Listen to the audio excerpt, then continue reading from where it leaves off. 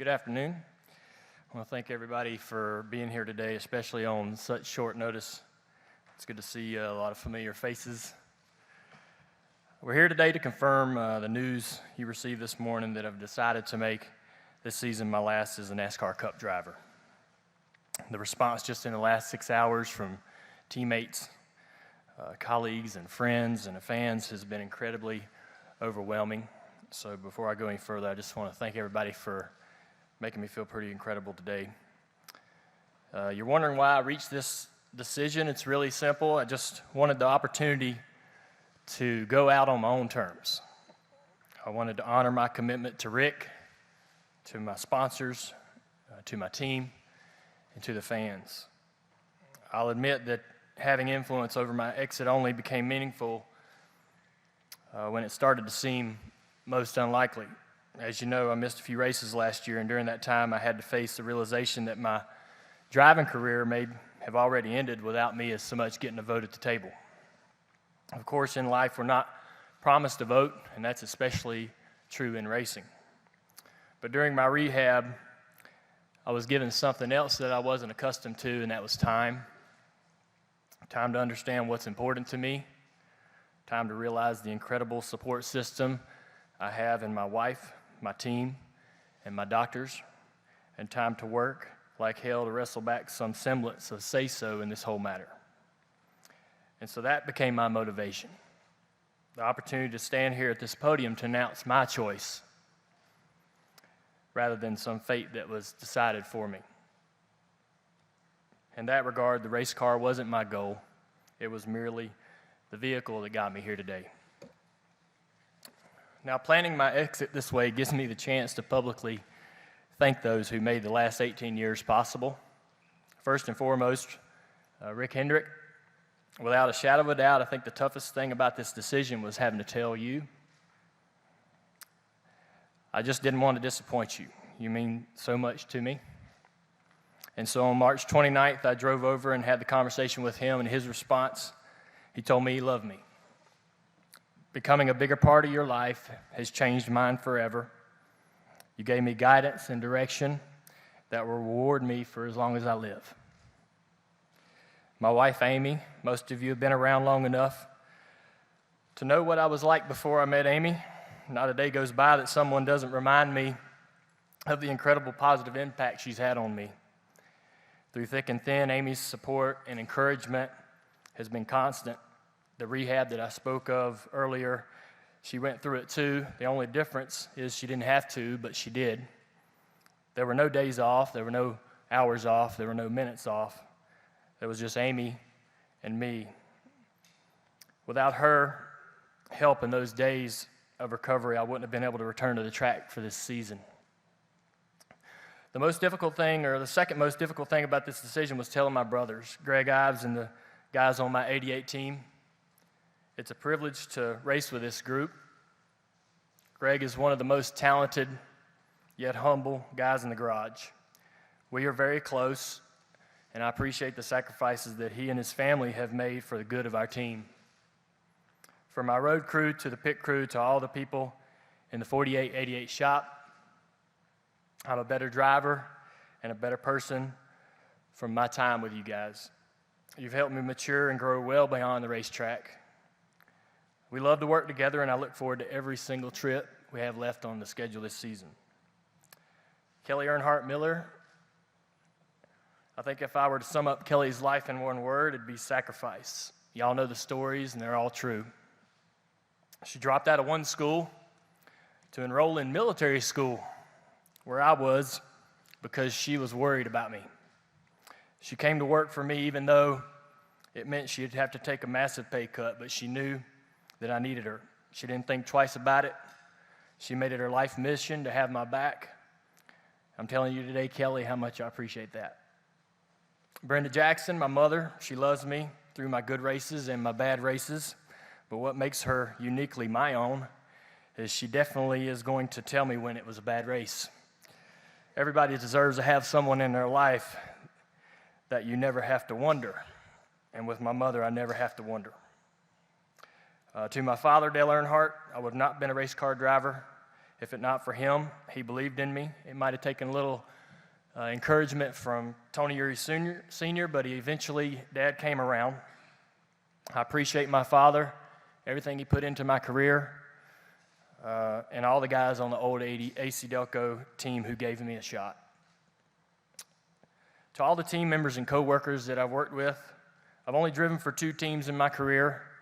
From DEI to Hendrick Motorsports, I was blessed to work with the most talented group of mechanics, body men, chassis builders, engine builders, and so on. As I matured personally, the bonds I formulated with my team became so very important to me. They weren't just co-workers, they were friends. We cared for each other. We could fight like brothers, which me and Tony Jr. so often did. But I needed them, and I so badly wanted them to need me. I miss that camaraderie, and I'll miss it for the rest of my life, but the friendships that I've made will live beyond the time it was spent in the garage together. To my fans, one thing that has made this career the incredible ride that it's been is Junior Nation. The fan support that I received straight out of the gate was in large part because of my famous last name. But throughout the ups and downs, it occurred to me that the fans that stuck it out and the new ones that joined us, they were there because of the person I was and not who they wanted me to be. By the end of my career, thanks in large part to social media, I've really gained a new appreciation for their dedication, their enthusiasm when we succeed, and their encouragement when we fall short of our goals. I don't think that anything in my professional career has meant more to me than the treatment that I've received from track to track by the fans that so dearly love our sport. To our sponsors, this wouldn't be an official NASCAR event unless we fired off some sponsor appreciation. So in the beginning of my Cup career, there was Budweiser. They sent me on a trajectory that was unprecedented. Steve Uline, Tony Ponturo, and their team of people, wherever you are today, thank you so much for taking that big leap of faith with me. I want to recognize PepsiCo and National Guard for their role in my move to Hendrick Motorsports. They were the ones that got the 88 program off the ground, and to this day I continue to enjoy a partnership with Pepsi and Mountain Dew. Charlie Shaver, Jim Muse, and William Sturgill with Exalta, you guys have accepted me as your own. You're building an incredible legacy here at Hendrick Motorsports. You're fully invested into the 88 team, and you've helped me take our Dirty Mo Media from a vision to reality. For all those things, I'm very appreciative. Steve Rasmussen, Terrence Williams, and Jim McCoy, all the folks at Nationwide, our partnership dates back a really long time. Maybe you guys have heard it, but the Earnhardt family has been with Nationwide for more than 30 years. But what I'm proud of more is that we've accomplished a lot in the last 10. I hope you guys are as proud as I am. And by the way, Jim, I know you're here in the room. I'm just going to say what everyone else here in the room is thinking. Your brilliant use of the retired Peyton Manning is to be commended, if not replicated. To Jim Campbell and Terry Dolan, it's an honor to carry that Chevrolet bow tie on my cars. And I don't just mean that on the racetrack. I'm Chevrolet for life. I've been fortunate enough to have many other partners invest in my career, and I look forward to talking to them over the next several months, and I hope that you feel I did a great job for you, and I want you to know that our work's not finished. I also want to thank NASCAR for giving me and a whole lot of other fortunate people a place to race. I've never taken that for granted. Thanks to the France family for your support, and thank you to Mike Hilton, who has given me tons of personal advice. He's always shot me straight, and he's been a tremendous role model for me. The sport is in a great place with incredible, exciting young talent emerging as we speak. I look forward to seeing what the future and current stars in the sport can accomplish in the years to come. In closing, I am eager to explore new opportunities. I don't see myself really detaching from NASCAR. My intention is still to be involved in the sport on some level. In fact, I still have 2 Xfinity races to run for Junior Motorsports in 2018, so even after this season is over, you've not seen the last of me on the racetrack. But more than that, I want to be a part of the future of this sport for many, many years to come. Thank you very much.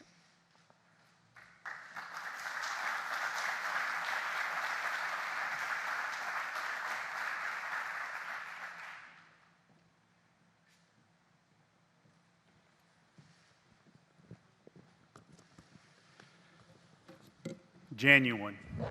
The one word I always think about when I think of Dale Jr., and I think we saw it there. We're going to take questions from folks here in the audience. There are a couple of folks that have microphones. Please raise your hand. You will be acknowledged. Make sure you have the microphone. We're being covered live by a number of media. But before we do that, Mr. H. wanted to first give you an opportunity to reflect on, over the past not quite a month since that conversation, your thoughts today. Well, you know, first of all, I want to make it clear that I wasn't the one that said we had to wear a suit. Because the first time we went somewhere, I had to get you put your shirt tail in. Today, you made me wear the suit. That's right. Yeah, a lot of things have changed. Well, first of all, Dale, Kelly, and his family, they're more to me than just a race car driver. He's like a son, and we've had, I don't know, for many, many years, a tremendous relationship. And I really appreciate what we've been able to do together. And I appreciate the kind of guy you are and what you've done for the sport, for NASCAR, for me personally, our company, the sponsors, and everyone. And to the person that I've talked to in the last few days, sponsors, all of our partners, the first thing they've said, we want what Dale wants. We want what's best for Dale. And you have delivered and given more than anybody I know. And I'm fortunate today because you and I've got a lot left to do. Dale wants to help me here at Motorsports. There's JRM bringing the young drivers along. And we're in the automobile business together. So I feel like I'm excited about the next chapter. And you deserve everything, all the awards, and all of the accolades. There'll never be another Dale Earnhardt Jr. You're the one. But I'm just super excited and very appreciative of what you've done, for what you meant to me personally, and what you've done for our company, but most of all, what you mean in my life. Well, we'll take questions now from the audience. We'll start over here with Bob, and then Jim behind him, and then we'll go over here to Doug, and then we'll get to as many questions as we can. Bob Pockris, ESPN. For Dale, retirement decisions often come down to health, passion, or ability. Do you feel any of those are the primary reasons for this decision?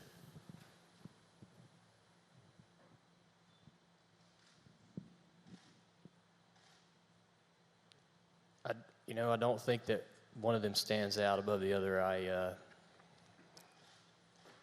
had a lot to think about over the last several months. And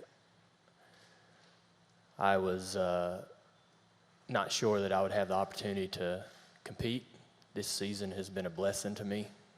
It's been a gift to be at the racetrack, to run every lap. I don't remember myself ever being so excited for practice. On Friday and Saturday, getting up at 8:30 in the morning. Not 18 months ago, I was on Twitter complaining about 8:30 practices, and I can't wait to get to them now. I just want to have,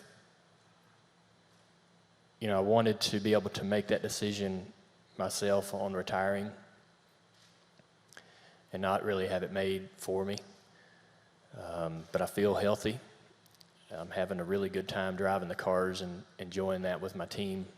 And we spoke this morning, and that was the real message, really, was that we feel competitive. We feel like we can go out there and do well. We've had some odd luck, but when the luck's been there, the results have been there, and the speed's been there in the car. So I'm excited about the races that I have left. And again, it's like the practices in the mornings that I get so excited for. We complain about the season and how long it is. Well, this one here can drag on for a while if it's all right. Okay, Jim, and then we'll go over here to Doug, and then we'll come to Claire. Jim Utter, motorsport.com. Dale, when you sat down with a few of us back at Speed Weeks, you said that you had not that you were going to take the first couple months of the season before you decided whether you would sign a contract extension. You said earlier that you first spoke to Rick about it on March 29th, so that's probably about a month's worth of time. Were you relatively quick into deciding that you were going to make this decision into the new year? I made it just shortly before I talked to Rick and let him know my decision. So it was, obviously, I think every driver, thinks about retirement and how they want that, what they think that looks like for them as they get to a certain age. But I wasn't, I wasn't really thinking about that too much over until the last couple of years. And once I started to realize how delicate things are and how quickly that can be made for you, it's something I had to start thinking about quite seriously. But as soon as I got my mind made up, I got in touch with Rick and told him that I had made my decision and that we should sit down and discuss. Okay, Doug? and then Doug we'll Rice, come- Performance Racing Network. Dale, you're sitting beside one of the most successful car owners in the history of motorsports.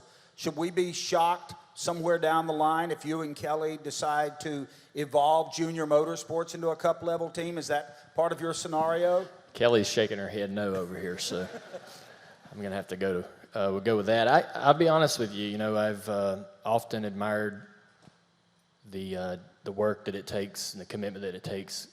Having been close to my family's business and obviously very close to Rick, I get to see just how much effort it takes that goes into it. Not only does Rick have to manage all of his automotive industry and empire, but this is a full-time job on itself. And I tell him all the time that he's old enough to start relaxing a little bit, but he won't listen. So he loves to win. He'd rather be in Victory Lane than fishing off the back of his boat, just barely.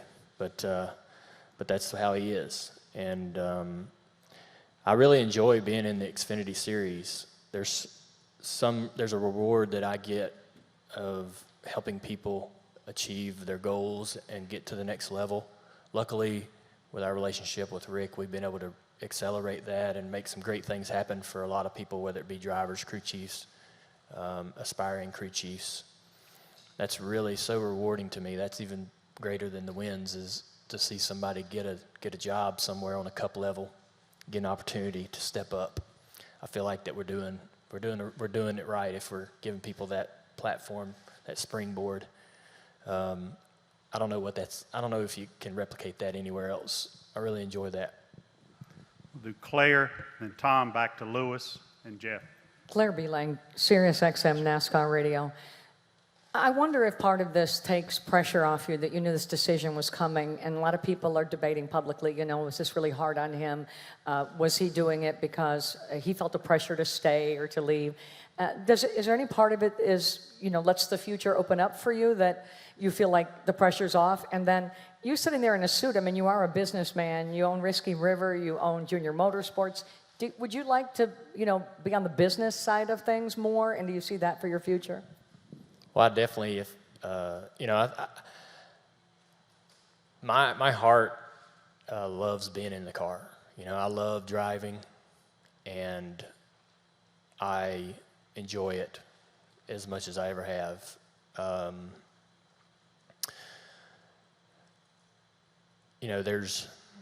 There's a lot about it that I really love and I love to do, and I think you guys see that when you're at the track. We all know, there's no fooling. But it's not, I don't know that it's really emotional, I just don't like letting people down and worry about, disappointing my boss and my friend and my crew. These guys, we all depend on each other to be there every day, and to come in and say, I'm not going to be here one day is very difficult, because we all kind of wish we could stay together forever, But, I'm still going to be here and want to be an influence and a part of their success, however that may be. And I do have ambition to work. I'm not going to quit working, there's a feeling of being an asset to something. I don't have to be the guy holding the trophy, but being a part of that success, I really enjoy. I really enjoy making people happy, and doing stuff as a team. And I think I can replicate that in the next chapter of my life. I'm certainly excited about all the things that we've had going on with the dealerships and Whiskey River.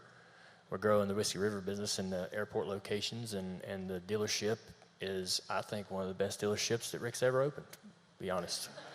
So, Probably is. yeah, first class place. Did you tell them that they need a car to call you? It's in Jacksonville. If you want to go down there, it's the only Chevy store in town. Single Port Market. It's in Tallahassee. I'm sorry, Tallahassee. Okay. I'm a little spun out up here, sorry. But anyways, I'm really excited about all those opportunities and being a bigger part of that. If they're going to succeed, I'm definitely going to have to be involved and be a part of that. So, and I've made 2 or 3 trips a year down to the dealership, and we certainly have been a big part of the Whiskey River brand since we opened it. And I can be more involved in that stuff, but it's not going to succeed without my involvement. I know that, so I got to be dedicated to it. We'll go Tom, Lewis, Jeff. We'll get to everybody. Tom? Mike Hembry, USA Today. Dale, this season hasn't started probably like you would like it to have started. If you had a win or 2 by now, would that have delayed this decision, you think? Yeah, that's pretty hypothetical. I don't know. I think that, I do love winning races, but it isn't the priority as far as, it's not the one thing that I enjoy the most. The one thing that I enjoy the most about racing is my relationships with my team. My friendships with those guys and working with them. Now, when it goes right, we win races, we celebrate together, and that's awesome. But the friendships are much more important to me. Winning races is not that much fun when you don't enjoy who you're doing it with. No success is really as sweet when the people you're doing it with isn't someone you connect to or have a relationship with. So, and I think I got much better at that at the end of my career. When I was young, I was really good at running everybody out of the shop with my mouth, and now I think I'm better at getting everybody together and rallying everybody and getting everybody excited about each thing we're doing. And so I certainly learned a lot and matured, and it's been through those relationships and working with my team, my crew chiefs, that I've grown and became, the wins were really important, and still are in a selfish way, but the friendships and the relationships that you make are things that'll last forever. Okay, Lewis, apologies. Mike, if I can't see anybody else, I apologize, Lewis, and then we'll go with Jeff, Dustin, and Jenna. Louis Frank of Reuters. When you look at the big picture, the Daytona wins, the Cup wins, Xfinity wins, one day, though, people are going to remember that involuntarily you raised awareness of concussion treatment, and voluntarily you're doing some major things. A lot of people are going to be very healthy, and families are going to be together. How does that make you feel? I don't really. That makes you feel great. Anytime you get anytime you get a letter in the mail, or you run into somebody at the racetrack or wherever you're at, and they, I've even had guys within our own organization come up to me and tell me how that's affected them or helped them understand part of it, or what to do, or gotten them their own help. One of the greatest things about that whole experience, one of the greatest things about it is when I went up there to Pittsburgh and got the help from Mickey and those guys. I had some people come out of the woods wondering, where do I get this help? And then to hear their success stories and hear them go up there and get the help they've been looking for all these years, it's been a tremendous experience for me. So I enjoy, helping people get in front of the right people. And I think this man here has made a big impact on my life and set that example for me. One of the first things I learned about Rick when I first came to drive here was some of the employees, family members were ill. Him having gone through his illness that he went through, he knows the value of being in front of the right people at the right time and how critical that is. And he would put people on airplanes and fly them wherever they needed to be in front of the right people. And you would hear these stories kind of way under the radar. Nobody was preaching it. He wasn't talking about it. And, so the person that I'm proud of, that I am today, is, has a lot to do with being here, being around Rick and being with this organization. And so I love to help people. And I think that just, all that's rubbed off on me, and just being in this environment's made me better. And so but it's awesome to have that opportunity to be able to get people in front of the right doctors and get them the right help. Jeff, Dustin, Jenna. Jeff Gluck from jeffgluck.com, Dale.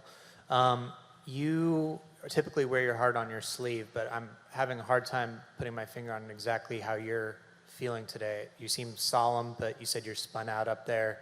Is this a sad day for you? Are you relieved? What is your emotions today?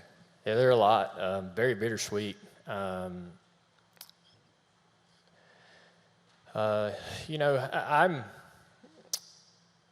It seems like I've told you guys this so many times, and so I hate to kind of rehash it over and over, but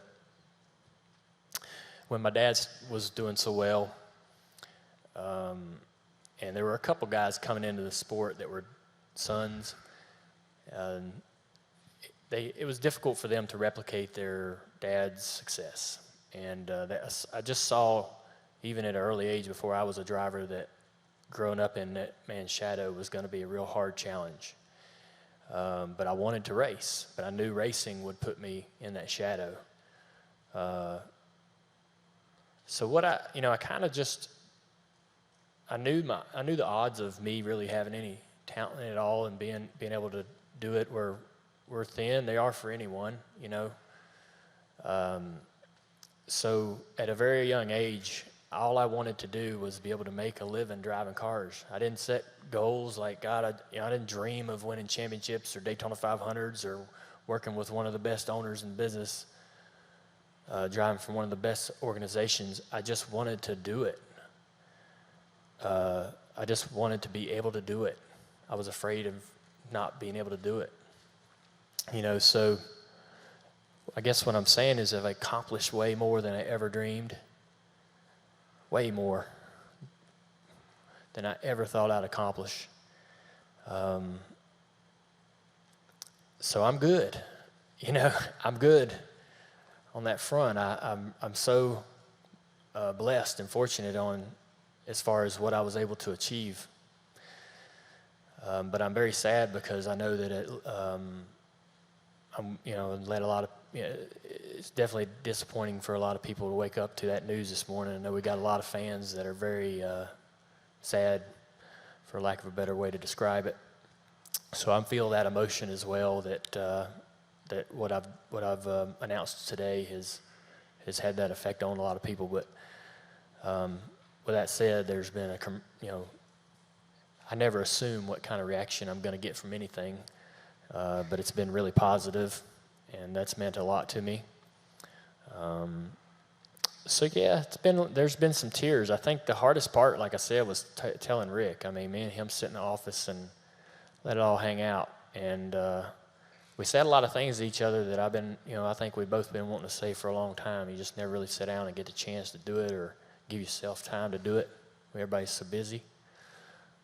So it's been a lot of emotion. At the same time, this isn't the end of the road. I mean, we got the rest of this year. I'm going to be in Richmond this weekend with my foot on the floor, going down the front straightaway, and this press conference will be a distant memory. So there's a lot of racing left that I'm excited about. So I'm going to be on a little bit of a roller coaster this week, but I'm expecting it to be business as usual in a few days. We'll do Dustin again, Jenna, Chris, and we'll keep going back and forth. Dustin and Jenna. Dustin Long, NBC Sports. Dale, you've almost made this sound like that this was a simple decision. You said you wanted to go out on your terms. But can you explain what you went through in the process of coming to this point, how you determined it? You just talked about tears. How often did you cry? Was it in Rick's office? Was it with Amy? How did it come to this point for you? Well, it's hard to really spell that out. Going through what we went through last year was a challenge. I felt, I was pretty sick at one point. Didn't think that I was going to get to race, and none of us were very confident that we were going to get to race again. I could tell that was a very difficult thing for Rick, and I knew it was not a very good situation for my team to be in.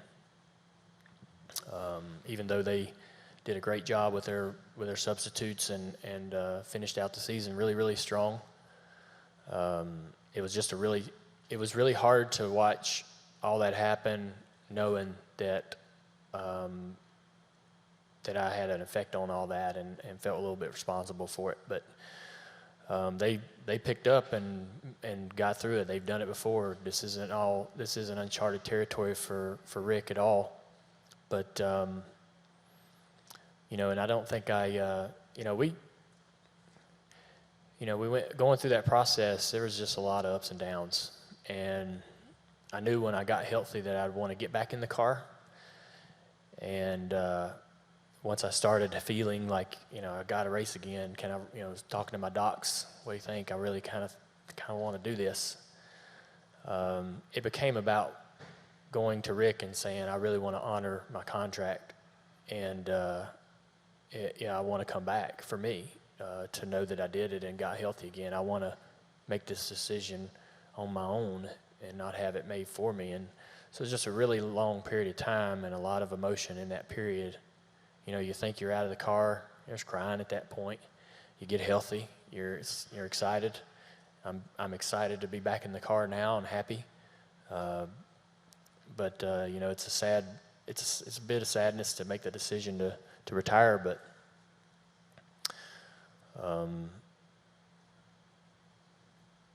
it's just a lot of stuff's happened over the last 10 months. It's really, we'd have to sit here for a few days to go over it, to spell it all out. But for me personally, I'm at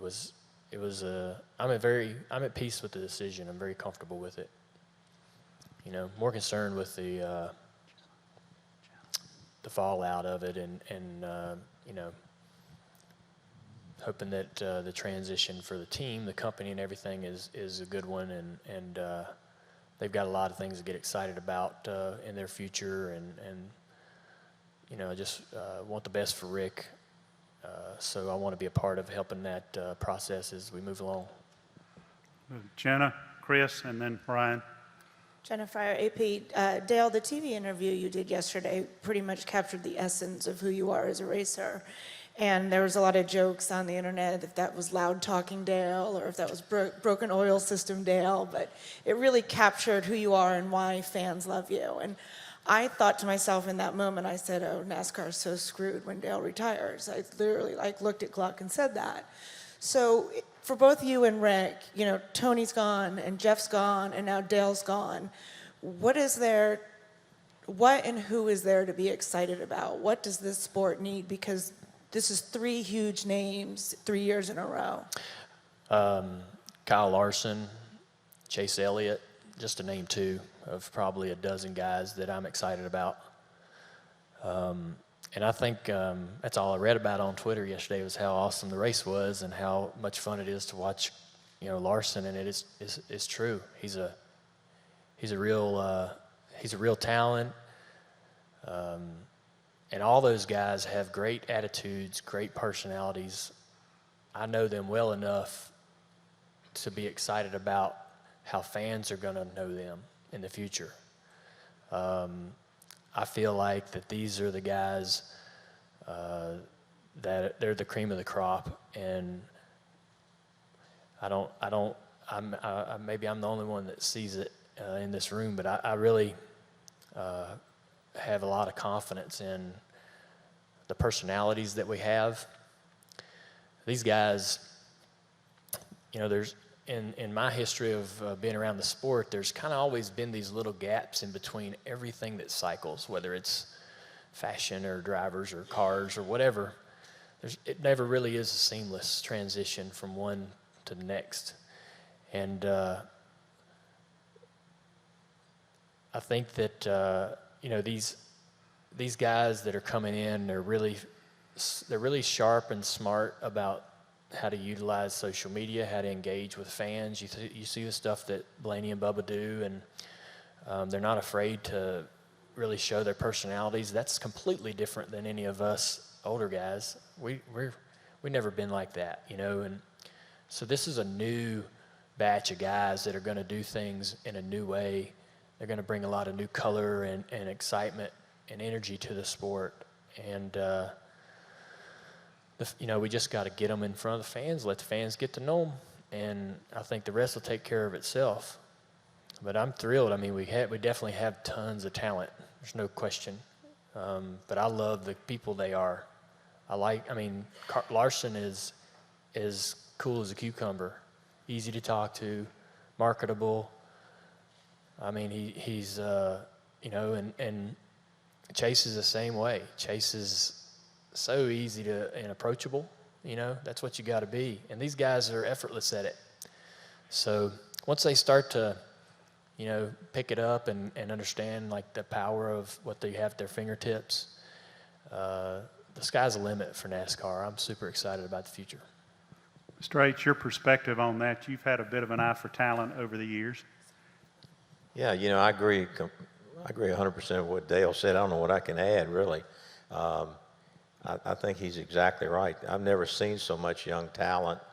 And I can remember when the question was, all of our drivers are in their 40s, they're going to be.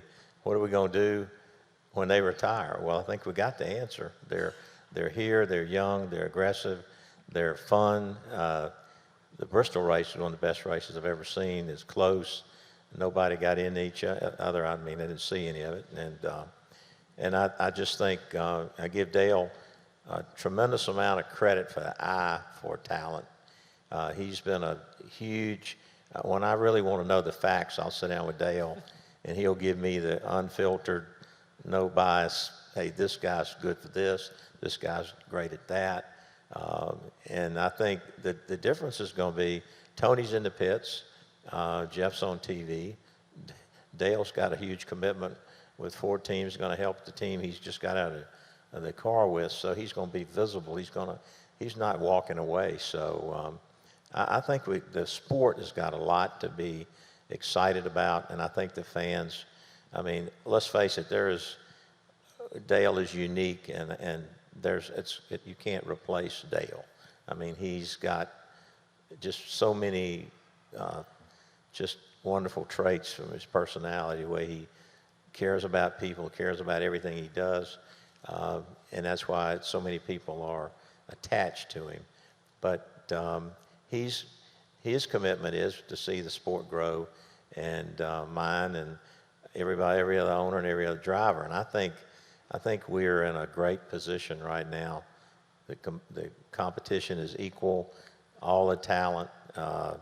So you know, again, I'm excited about the second chapter in his life because we're going to do a lot of it together. But he also is going to still be in and around and visible in the sport and help tap these young guys on the shoulder and really tutor them and tell them, you know, what they're doing wrong, what they could do better, how to, because he's been through all those cycles of life. No one in the garage could be any better than Dale Earnhardt to mentor these guys because he's been through all the different stages, and every one of them look up to him. So, you know, I think we're in a good place. I'm excited about the future and looking forward to, again, him helping me in a lot of different areas working together. So it's going to be neat. Chris, Brian, and Jerry, and then back to Steve. Chris Knight, CatchFence.com. Dale, if the Cup season was shorter by 6 to 10 races, will we still be sitting here today? I don't know. You know, I mean, it's another hypothetical question. I don't think that's ever going to be a reality. I think that the train's running down the track, and it's just getting up steam, and there's no way to slow it down. I don't think some of the drivers might want to cut a few races off the schedule, but I don't ever see that happen. Like I said, I kind of want this season to drag just a little, just so we make sure we get everything we can out of it.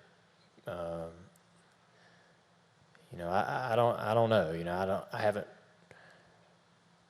I don't know any different, you know, than what I've been doing. And you know, we get out of the car for, you know, a couple months, month of December and January, and we talk about, you know, man, that's a long season. But by the time we're done with Vegas, all of us are ready to drive something. Any of them drivers, even though they're glad to be off, would love to strap in one and just go race somewhere. And it don't last long for that, the feeling that you need some time off, it doesn't last very long. You're ready to get back at it. And I think it's, you know, it's part of the competition and the competitor inside you, but it's also because we're all a family. Everybody, you know, not just the teams, but you see all the same people in the garage, the media folks, and it's just this big traveling circus, you know, and we're all part of it. And you get used to that every week. And man, when it's gone for 4 to 8 weeks, you don't know what to do with yourself. So, you know, I don't know. I look at the Xfinity schedule, get a little jealous sometimes, but I don't think that has anything to do with my decision. Brian, Jarrett, and then Steve. Brian Nelson, Motor Racing Network. Dale, Mr. H has alluded to the second chapter a couple of times, saying there's a lot left for you to do together. I kind of gathered that most of that's going to be focused around driver development. So with all of the factors that go into that, from handling the media to the grueling schedules to getting behind the wheel and actually, you know, winning, what about who you are will make you effective at bringing those guys along? You know, I've worked with all the guys that we've had over at Junior Motorsports, and you know, you just kind of step in there whenever you think that there's a time and a place. So a lot of guys learn from their own mistakes, and if you can just kind of watch them from a very short distance, especially when you're the owner of a car, you keep a very short distance, but you kind of, you know, you watch them make these mistakes, and you see them learn from them, and if they don't quite learn from it, you step in there and you say, this is what happened there, and this is why that happened, and if you don't understand what went wrong there, you're doomed to make that mistake again. And that might be how he communicates, or what he does on the racetrack. Could be something he's doing off the racetrack, his interaction with the sponsor. He just handle it really at a case-by-case basis, and every guy accepts that criticism a little differently, so the delivery is really important, you know. Some guys want you to come marching in, banging your fist on the table. Other guys want you to put your arm around them and play some basketball and talk it out. But I enjoy, you know, I enjoy the race team that we have at Junior Motorsports, in the fact that we have graduated so many people, and that's something that I'm looking forward to over the next several years, is to continue to be a breeding ground for talented, you know, men and women that are mechanics and crew chiefs and drivers. And our connection to HMS is critical to us having success to be able to do that. But we've worked really hard to where we're both assets for each other. You know, the relationship's got to work both ways, and we work very hard to make it where it benefits Hendrick Motorsports as well and makes them better on Sunday. So, and we intend to keep that going. Jerry Jordan, KickingTheTires.net and PRN. Dale, you made this decision nearly a month ago. How have you waffled back and forth? Has there been an internal struggle for you since doing that? And Mr. Hendrick, have you tried to convince him to change his mind? It's not been I've never woke up since I talked to Rick and had a change of heart. It just, I think I wouldn't do that to Rick for one. I wasn't going to him until I was 100% certain that this was what I wanted to do. So, and he knows me well enough. So, yeah, when I made my decision, it's been easy to stick to it. Steve, Caitlin, then Alan. Dale, Steve Post, Motor Racing Network. We've seen a lot of drivers retire and maybe go try something that they've wanted to do. We saw Brian Vickers go run Le Mans. We've seen sports car racing. We've seen sprint cars. You have a lot of passion for late model stocks. You have the 2 Xfinity Series races next year. Do you see yourself doing anything else? Maybe going to Martinsville and trying to win a clock in the late model or something like that? Or are you done with those 2 or wherever that may lead you? I'm definitely, I think I'm open to being a driver over at Junior Motorsports when it works and benefits the company. Certainly, that's why I've done that over the last several years. It's a critical piece of our partnerships in many instances over there. So we're definitely going to leave the book open to continue to do that, and open to do that, depending upon the package as it comes across the table. Otherwise, I told Amy I might slip off and run a 40-lapper at Hickory one night. So if I'm missing on a Saturday night, she'll know where I'm at. But other than that, I don't have any plans. Caitlin, then Alan, then up front over here. Caitlin Vinci, Fox Sports. Dale, when you reflect back on your career from the race wins to the time with your guys and your team, what have you enjoyed the most? And we still have quite a bit of racing left to go in the season, so what would be a satisfying, successful final season for you?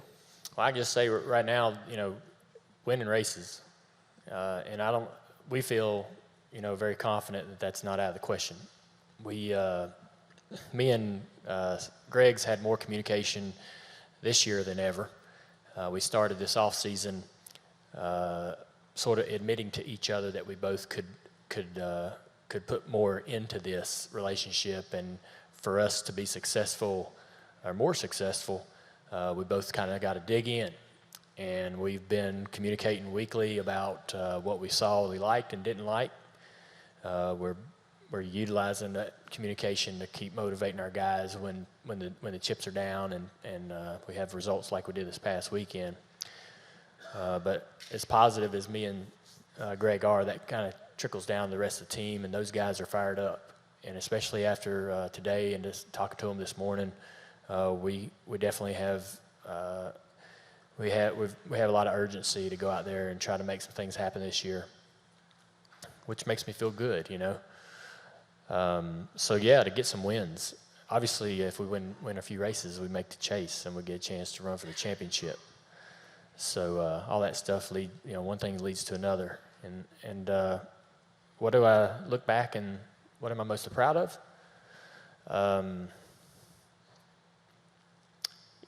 Coming out of the gate and winning them 2 Xfinity championships blew me away. I never, I'd ran 159 late model races and only won 4. I didn't think I was going to get a job. I thought in '97, Dad came up to me and Kelly and said, your late model funds have dried up. And I ran about 7 late model races that year and didn't have anything else going on. I was struggling really to figure out what my next step was. I called up James Finch and begged him to let me drive his car, and he turned me down. I still give him crap about that today, but it was, believe it or not, it's hard. I know you guys, a lot of you guys weren't around, or some of you were, but there was a point around 96, 97 where it just about didn't happen. So going in there and winning those two championships and winning those a little more than a dozen races in a couple years was incredible. You know, I was just shocked at everything we did every week. And to be doing it with Tony Jr. and Tony Sr., my family, Uncle Danny, to be doing it with my dad's family team was, you know, just so fun. And then one of the other things is coming back from our injury in 2012 and winning a Daytona 500 with Rick. We won, you know, we swept the Pocono races, which was really cool. But winning a Daytona 500, you know, I always kind of wanted to leave some kind of mark here. Jimmy Johnson's got them all over the place. He's marking up this joint left and right. Great teammate. But yeah, I wanted to leave some kind of mark that somebody would know I was here. And when we won a Daytona 500, that made me feel good about, you know, my impression on the company. And it's always fun to win with Rick because, like I said, that's what he loves the most. Alan, and then over here, and then back to Chuck. Alan Cavana, Fox Sports. Whether it's fair or not, a lot of people do associate the health of the sport with Dale Jr. and what he's doing and how he's doing. Did any of that weigh on you in making this decision? No, I can't. You know, I just have to make the decision that I'm happy with. And you know, we certainly want to. You know, it's a tough thing to have to tell people, and it certainly was challenging. You know, expressing to my family and very close friends what my decision was. But I have to make the one that I want to make, and the one that that I'm comfortable with living with. So that's what I did. Here, and then Chuck, and here in the middle. Dale McFadden with NBC Sports is for Rick. You've known for a month now about Dale's decision. Have any plans been set in motion about what will be done with the number 88 come next Speed Weeks in Daytona? No, not. We've got a lot of people to consider, partners, like our sponsors, and we've just been talking to them. And, you know, priority one is to get, you know, everything prepared, get the day over with, and then we'll take time to decide what we do there. Chuck. Chuck Howard, Fox 46. Dale, can you talk a little bit about your relationship with Kelly and knowing you've got her by your side, how important knowing that you're working with her side by side made this decision easier looking towards the future? I got to give not just Kelly a lot of credit, but my whole team, everybody at Junior Motorsports, Rick and Jesse and his whole group for helping make this decision a lot easier. Obviously, my wife Amy has been, you know, she's present every minute of the whole deal. So there's been a lot of folks that have been part of this discussion over the last month, and you know, Kelly is certainly, like I say, she's sacrificed so much to help me keep my business affairs in order and you know, running, not only being my general manager, but handling Junior Motorsports, our licensing arm and marketing arm, and so many things. She's been super supportive. Mom was great. I thought Mom would be so upset, but she was a real trooper.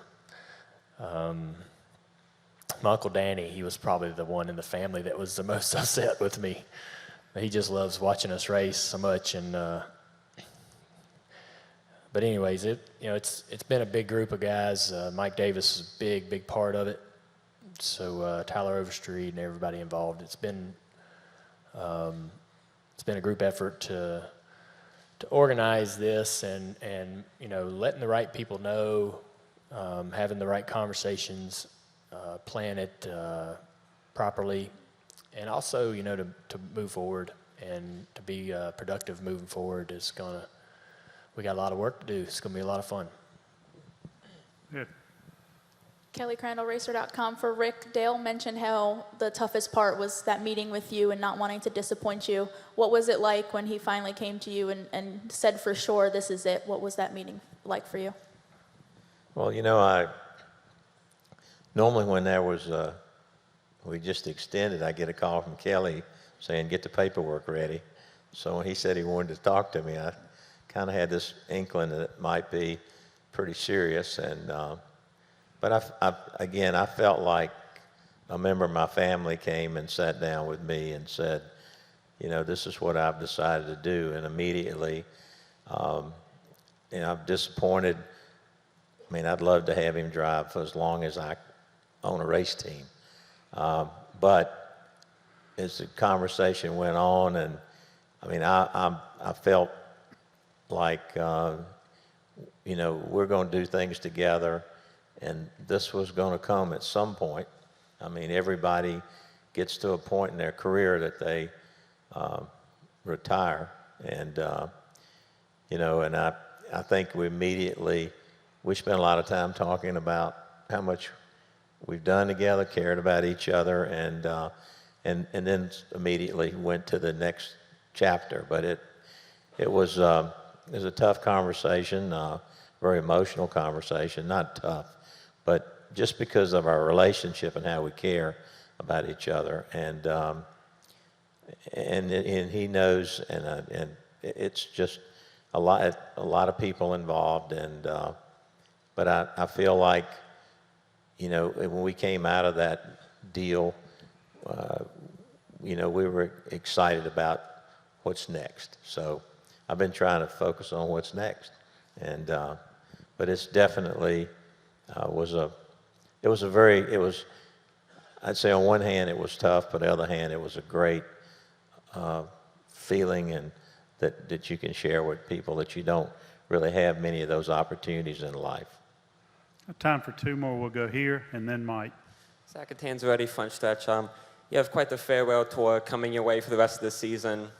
Jeff Gordon was a fan of it. Tony Stewart, maybe not so much. Is that something you're going to embrace for the rest of the season? Yeah, I really don't know what to expect, to be honest with you. I mean, it might not even do me much good to ask them to, because of, like you say, they both had kind of different opinions about it, possibly. But I've been treated so well by by the industry and by the fans everywhere we go. And, you know, it's business as usual for me at the racetrack. I want to go in there and race, do well. But I'm sure it'll be quite a bit different. So we'll just take it as it comes. And, you know, we only have to go to Texas once instead of twice. So I know Eddie won't have too many opportunities to pull any crazy stuff on me. But he's the only one I'm probably worried about, to be honest with you. Okay. Wrap it up back here, Mike. Dale, Mike Solarte, Spectrum News. You've talked about your family's support and the folks that were okay with the decision. Your uncle was a little disappointed, and you've dealt with some hypotheticals. One last one for you. What would your father say to you today? You know, I've always let other people tell me what they think Dad would think in a certain situation. I never would assume that he was proud of me when he was alive. Certainly wouldn't make that mistake after he passed. I just never felt like I was worthy of assuming that of him. And I always was open to hearing from people that know him really well what they think he would think. And I've talked to some people in the past 24 hours that know him pretty well, and they pretty confident that he would be very proud. You know, I think that a lot of things that I've done over the last several years, he would be super surprised. He's probably somewhere already surprised, you know. So I think he would have. He wouldn't tell me to my face, but he would probably tell Rick or anyone else that would listen here today that he was very proud of me. and then I'd have to go hear it from Rick. I knew your daddy pretty well. I knew him real well. And he would be proud of the man that you are and what you've done for so many and all the charities and all the goodwill that you've done. He would be very, very, and is very, very proud of you. Rick, I was going to give you a chance for last comments, but I think that's probably a great one for you to end on. Dale Jr., closing thoughts. Yeah, I want to thank all the media for coming at such short notice. Things kind of got scrambled on our timing due to the weather yesterday in Bristol, so it was short notice for you guys, and I appreciate that.